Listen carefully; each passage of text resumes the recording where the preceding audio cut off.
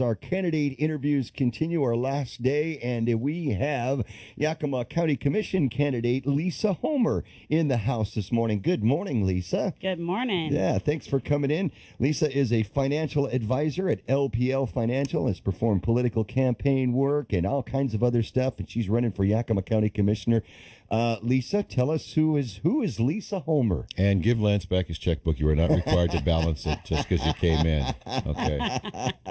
That's right. Not a rule. Well, Lisa Homer is, I come from a family that's been in the Valley for over 100 years, agricultural family, hops, and now we actually have family that farms mint. So I have a great understanding of this valley and the dynamic of our community. See, that way they can drink beer and rinse their mouth out with mint mouthwash, and no one will ever know. So they got it covered on both ends, Lance. That's right. good family farm planning right there. Yeah, that's funny. So, yes, I have a pretty diverse So you guys are farming mint now? Yes, actually, that my family, the St. Hilaire's and the Boy sells. So down in Brownstown, where we farmed mint. I mean, when we farmed hops there. So now mint is there instead of hops. Right on. So actually, my uncle lives in my grandparents' house in Brownstown. So it's kind of cool. So we still have the family house in the family. Yeah, that's neat. All right. Yeah. Some heritage. Yes. So all right. You yourself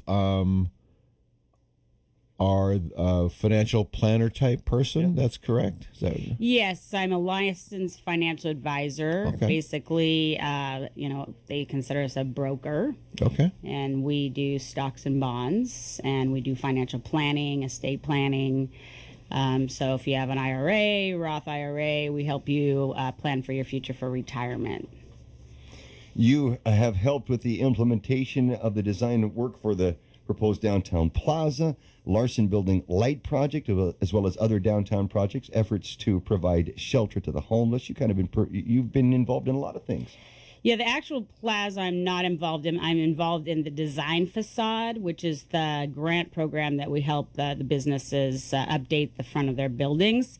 The plaza itself I have not been involved in, but I am very involved in helping attract more businesses to downtown. Well, and that's the mission of the plaza. Yes. Right? Yes. A lot of parks are just parks. This one is an economic driver. I don't know how many millions of times I've said that, but anyway, we won't dwell on that. So when we see what is it called now? It used to be the Barrel House, and now it's is it the cafe? Crafted, yeah, with that big painting thing on the side of the mural. You're part of the facade improvement. Boy, that looks great. Yes, cool. Yeah, definitely. I mean, those type of ideas, really add to the downtown. I mean, we really want to attract people downtown. I thoroughly believe that if you build the infrastructure, people will come. I know you get a lot of people that complain about things, and they can even complain about the lights on the building. And I think, if we want to build, put stuff and make it look better and bring people down there, it's great. I go down there, and I love being downtown at night. Yeah, and the spectacular when that wall lights up, that whole face of the Larson Building. All right, so County Commission, it's been a while since we've had a woman's touch, shall we say, on there. Our former auditor turned commissioner. And what did we decide? That's been about 20 plus years or something like that Betty was on there. Wow. So it's been a bit. Commission's been through its ups and downs. As you take a look at how things run now, see anything that you want to particularly point out as, hey, this is an area where we can improve, or this is an area that's really good that I'd like to see that we maintain something. So give us an assessment, if you will, of the current efforts of County Commission. Well, I think they've done a really great job with the budget that they have to deal with. It's a very tight budget. I have nothing to say on that except for the fact that you can actually do a lot more grant writing and actually reaching out to looking at different ideas, except for raising taxes, because I'm absolutely against that. And so I think they've done very well. My whole concept as a woman leader, I I actually build relationships, and I think that's very important countywide. I think we need to build relationships with every single one of the cities of our county and help them with their budget. I know Granger is struggling, and they need some direction. So maybe you can work with. We can work with the mayors, and we can work with our cities attracting businesses into their town. Because if we need more money and we need to bring in more tax revenue, we need to bring people with more business. And if we don't have businesses, then we don't have people paying taxes. So we can't keep just doing free housing or low income and just having to always ask for money for grants. We need to actually give people the idea that attract businesses into their towns. Build an economic base, Yes. go from there. Well, you mentioned working with mayors. A couple of your opponents are mayors. Yes. And both of them would be quick to tell you that makes them better prepared to hit the ground running. Those sorts of experiences in administration, they say, give them an edge. What would you say to that? How do you counter that conversation, out on the trail? Well, it depends on, how you look at it, because it's, sometimes more of the same is not good. So true. I look at a different idea, different perspective, and also my background, the amount of money that had to be managed in my background than the smaller little communities. I know they have their own issues and challenges, and as a commissioner, I think being a fresh person to come in and actually help them, I mean, it's kind of saying, okay, well, I'm going to come help you now, even though I was just mayor. But yet, I'm plagued with these issues. So how is that going to be better? Gotcha. Okay. Well, you're right. The one of the things that people do every now and then is say, look, we need to bring in a fresh set of eyes and a fresh approach. That what we've done in the past has served us to a point, but now it's time to see if there's more and above and beyond, rather than a continuation of things. So it's, we are the surrogate community out there. So what we ask is what we think some of them are asking. What would you say your greatest strength is, Lisa, as you assess your background? And my greatest strength is my ability to build relationships across all levels in business and also at our state and county and city level. I work well with others. I am very bipartisan. I have an ability to get along with people because I'm not in there with an agenda. I'm just there too. We have a common goal. What is our common goal, and what can we do to work together to accomplish something good? Instead of, this is my agenda, this is your agenda, let's argue about it and let's talk in circles. I am typically very good at closing or basically working through issues and actually in a timely manner. One of the things that we haven't heard from the commission, commissioners have been a districted entity for a long time. And in fact, just the people in District 3 will vote on you in the primary. Yes. And then in the general election, should you be there, the whole county does. But I don't recall a time when a commissioner has said, well, this is good for my district, so I'm going to do it. I mean, there really is a collaborative team sort of mindset. It's one of the, I think, things that's happened to Yakima County since it's gone to districts only. We've seen people make statements based on district protection. I don't think that's an issue at all for the county. Do you? No, you are working together. There's 3 commissioners. You don't get to go in and say, I'm going to make all this decision for my district, because that's not how it works. You have to work well with others, and you can't go in with an agenda thinking, this is my platform, this is what I'm going to do, because I think what people forget is that when they are working with all different entities and moving parts, there's other people and their perspective also. So you have to be able to come to the table and say, okay, this is what we need to do. How are we going to do it for everybody involved? KIT News Time, 7:25. We're talking with Yakima County Commission candidate Lisa Homer. Lisa, you're out there talking to folks, knocking on doors. What are they telling you? What do they want? What do they want to see? Water issues come up at all? Yes, actually, that's one of the number one questions at the forum. But when you go door to door, when it comes to our district, it's more the homeless issues, affordable housing, economic development. They're concerned for the infrastructure and the traffic, and because we have a huge issue ahead of us as far as our infrastructure, and are we going to be prepared? You can bring in more, people for jobs, but where are they going to live? And then how are they going to get around?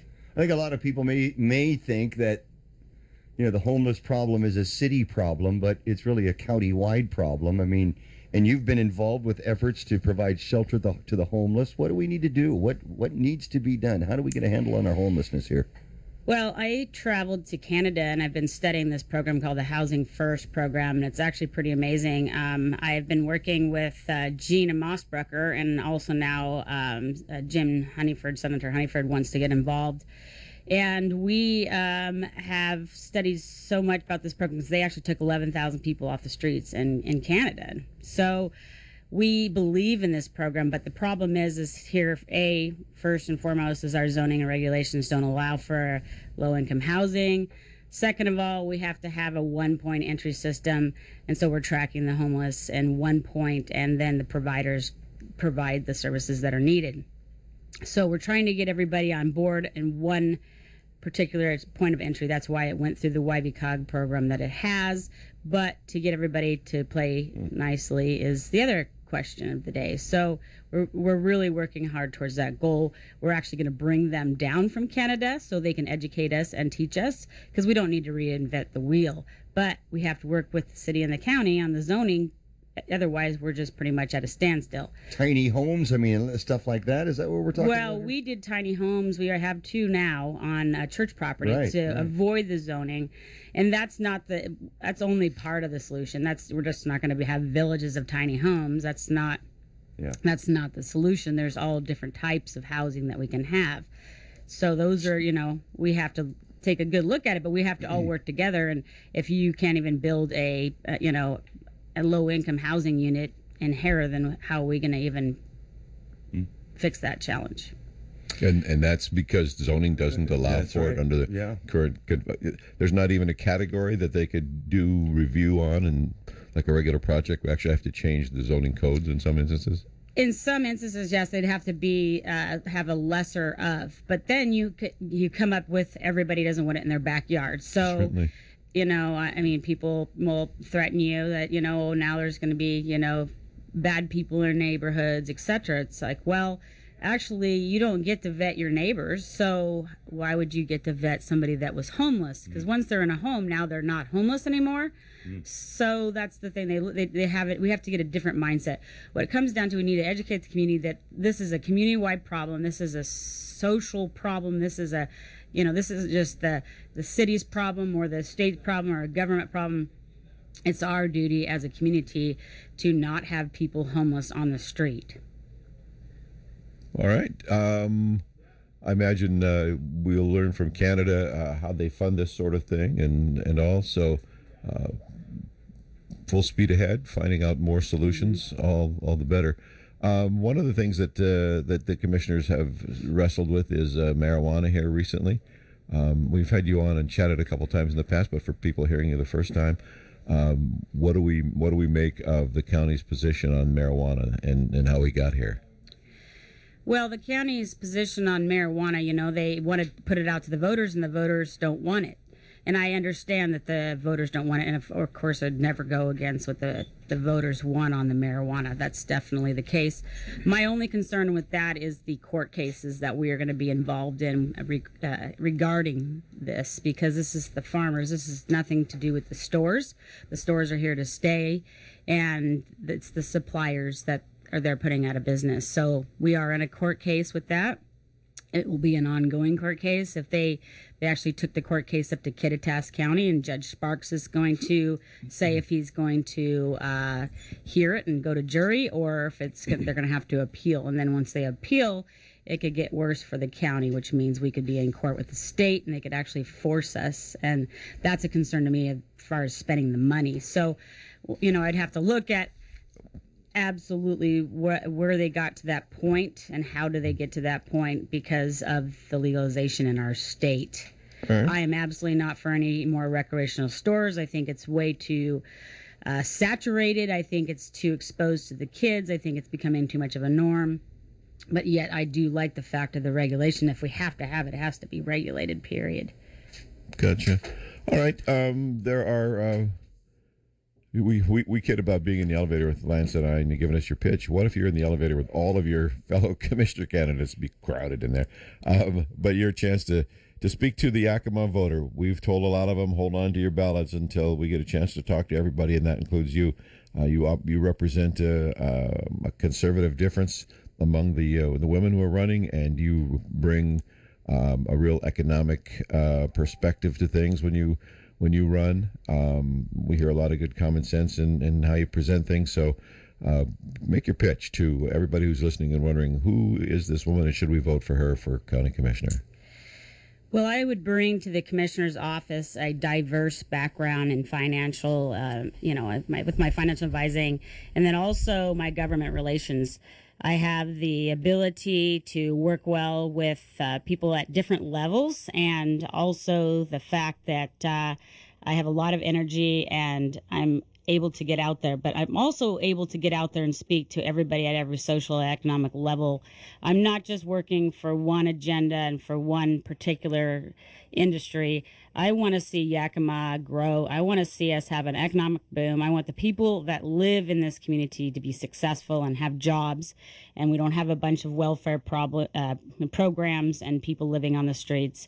So with my background, I believe this is where I've got to in my life, and I think that I'd be a great asset to this community.